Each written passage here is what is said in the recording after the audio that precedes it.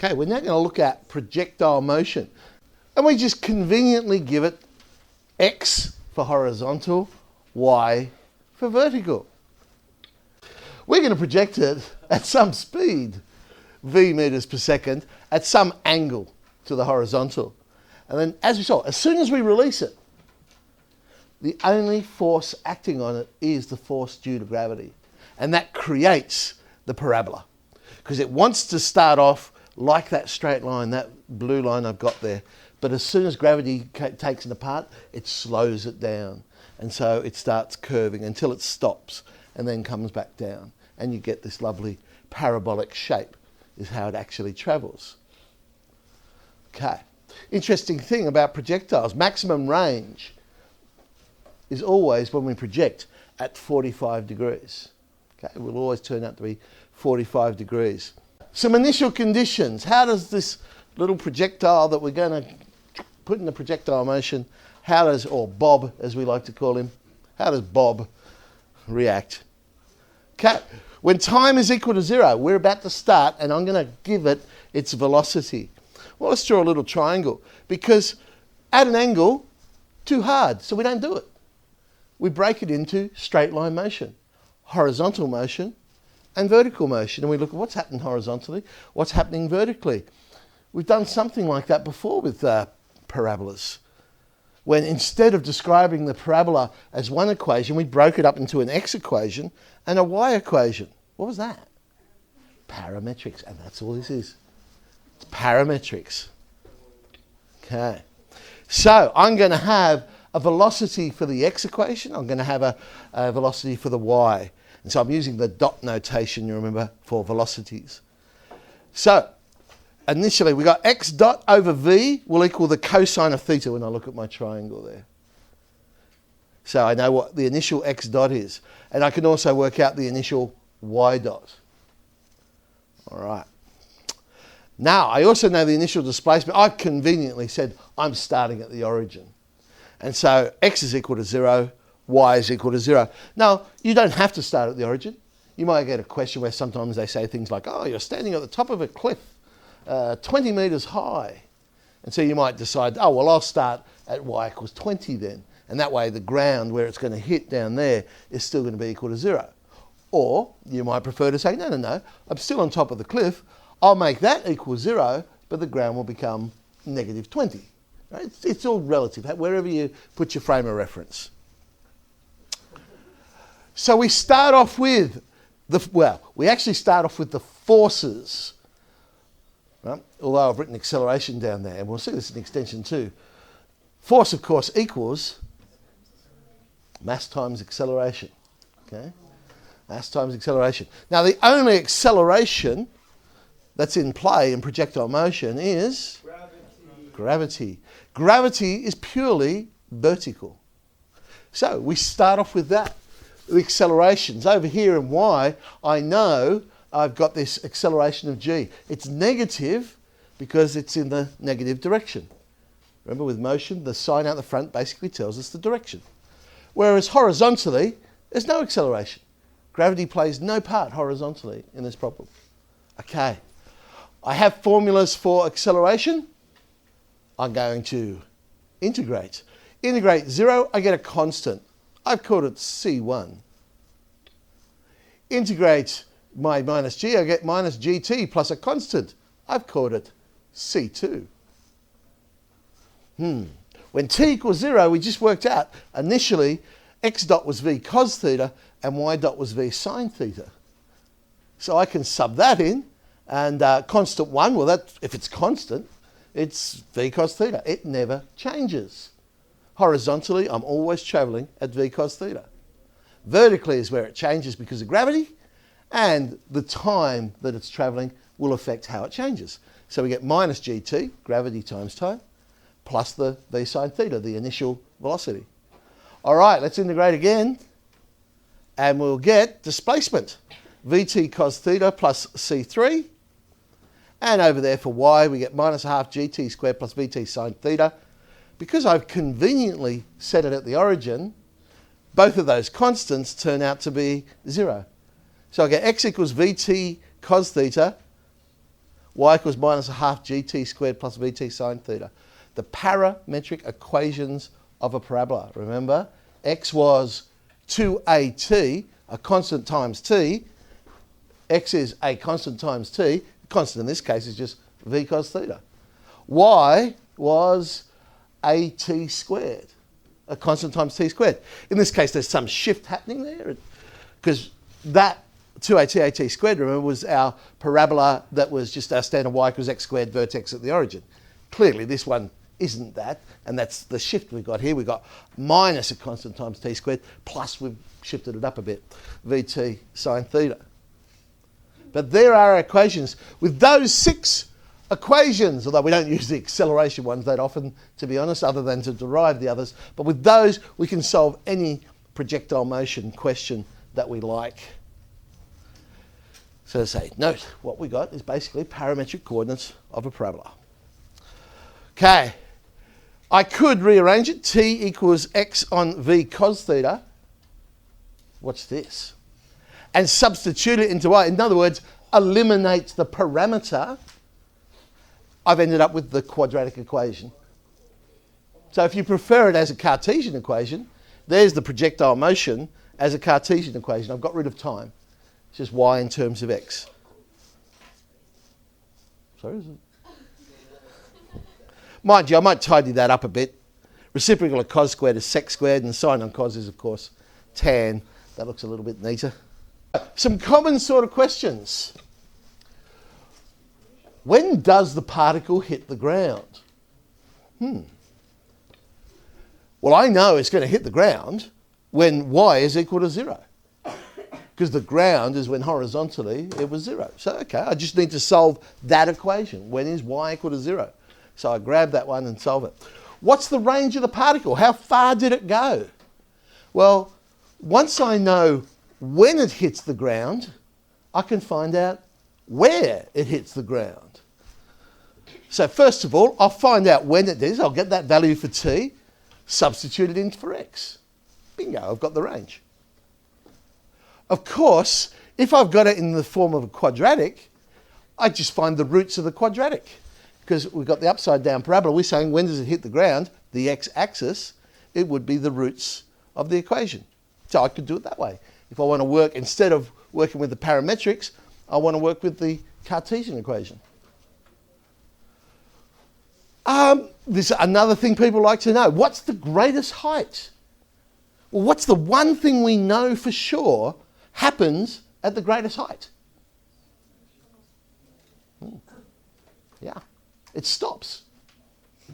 So the y velocity, got to be the y velocity that's 0, because remember the x velocity, that's constant, that's not changing. So we can work out when it stops.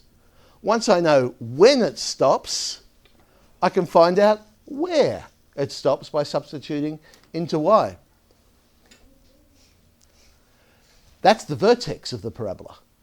So if you've got the Cartesian equation, we can work out the vertex. And remember, if we only want to work out the y value of a vertex, what's the quick way of doing it? Minus the discriminant on 4a. Okay. When it does land, what angle does it make with the ground? Now remember, this is an easy question if you're projecting from the ground, because a parabola is symmetric. So if I fire at 20 degrees, guess what angle it lands at? 20 degrees. It's symmetric. So that's nice and easy. But sometimes you're not. Sometimes you're firing from the top of a cliff. Or sometimes they might not say, what's the angle with the ground? It might say, what angle is it making after 10 seconds or something like that. So how do we do that? Well, I'll use the ground as an example. So, okay, I want to find when it hits the ground. What we do is we use the velocities to work this out. So we substitute into y dot, and we know tan theta is y dot over x dot. And from that, we can work out the angle. Okay. Or if I have the Cartesian equation, angle it hits would be, we find the slope of the tangent at that particular point. Once I know the slope of the tangent, slope, of course, is equal to tan theta. So I can do it that way. All right, so quick little summary. If a particle is undergoing projectile motion, the only thing we know is that and that. That's it. That's all we need to know.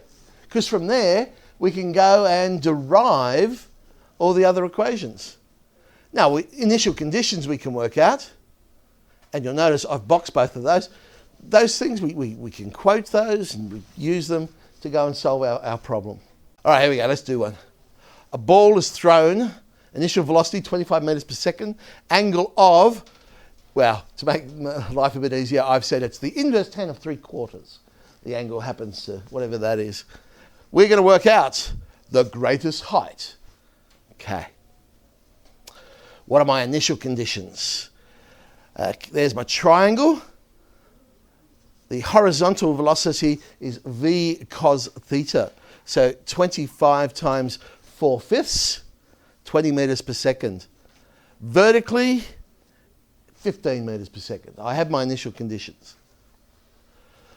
Let's do it. To make life easy, instead of using gravity as 9.8, often they'll ask us to just use 10. Nice round number, it works out nice. Okay, so we integrate. Constant 1, minus 10t plus constant 2. Initial conditions. Work out the constants. That one's 20. That one's minus 10t plus 15. Displacement. But conveniently, I've started at the origin. They both turned out to be 0. There we go. Now, sometimes in the test, they'll actually give you those equations to save time because they're more interested in can you use these to go and calculate things. But other times they may want you to derive them. So obviously we need to know how to derive these things. Okay. What do we say? Greatest height occurs when y dot equals 0. Well, it's a simple little linear equation, 3 on 2. So we know after 1.5 seconds. And sub that in, and we can see how high it goes.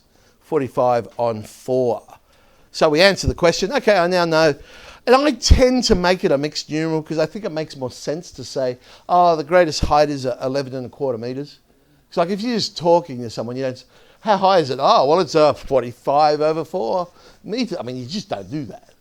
You say, oh, no, it's 11.25. I mean, that makes more sense. All right. The range, how far did it go? Well, I know the time of flight is 3 seconds. I don't have to do any more calculations. Why do I know the time of flight is 3 seconds? Yeah, again, I'm using the symmetry of the parabola. It took 1.5 seconds to go up. Therefore, it's going to take 1.5 seconds to come back down. So when t equals 3, x was equal to 60.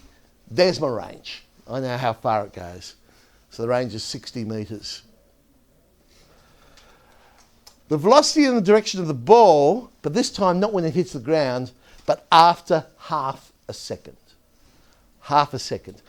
Quick question, is it going up or going down after half a second? Got to be going up because we said greatest height was at 1.5 seconds. So we're still going up, we know that. All right, sub in really, the velocities we use to work these angles out. Plus we've got to find velocity anyway. Horizontal velocity is 20, that's constant. Vertical velocity, I can use our equation. It turns out to be 10. Draw myself a little triangle, bit of Pythagoras. I know the velocity. It's going to be the hypotenuse, which is 10 root 5. So there's the velocity or speed of the particle. And a bit of trig, that's about 26 degrees 34, but it's going up. So I know after half a second, velocity is 10 root 5, and it's travelling at an angle of 26 degrees 34. Possibly I should have mentioned it was travelling up as well, but there we go. What is the Cartesian equation of the path? Okay. Well, we said x was equal to 20t, so t is x on 20. Sub it into the y. Again, it's just like parametrics. Eliminate the parameter. We want to get the Cartesian equation. So get rid of the t, tidy it up. There's my quadratic. Y equals minus x squared on 80 plus 3/4 x. So all right, now that I've got that Cartesian equation, let me show you. I could have done that first and then used that to solve the same questions. So greatest height is the y value of the vertex of this particular quadratic. So I could say, well, discriminant works out to be 9/16. And the y value of the vertex minus the discriminant on 4a turns out, works out, there it is, 45 on 4, the same we got before. Okay. So that was the first question we had. The second was the range. Well, the range are the roots of the equation. Now, obviously, one's answer is 0 because that's where I started. So the other answer must be the range of the particle. So 3 minus x on 20, well, that would be 60 would solve that one. So now the roots are 0 and 60, so the range is 60. Velocity and direction of the ball after half a second. All right, so when t equals a half, x is equal to 10. So I'm going to find the derivative when x is equal to 10. Because remember, I've eliminated t. So t equals a half is no good to me when I'm working with the Cartesian. I want to know what the x value is, because I'm going to play with the derivative, dy dx. I want to know its value. So substituting that in, I get the derivative is a half. You might remember from when we did it before, we ended up with tan theta was a half, because the derivative is the slope, but slope is tan theta. So where there is our 26 degrees 34. How do we get the actual value? Well, remember, v was equal to x on t cos theta. Just rearranging that other one we had. So I could just sub into that. And cos theta, well, tan theta is a half. So again, I've done a little triangle there. Cos theta would be 2 on root 5, and we come up with our 10 root 5. So probably the parametric approach is easier for that particular question. Yeah, but the Cartesian approach for the other one's quite nice. Comes out very quickly as well. It all just depends on what information you have as to which one you're going to use. All right. So 3G, 3H,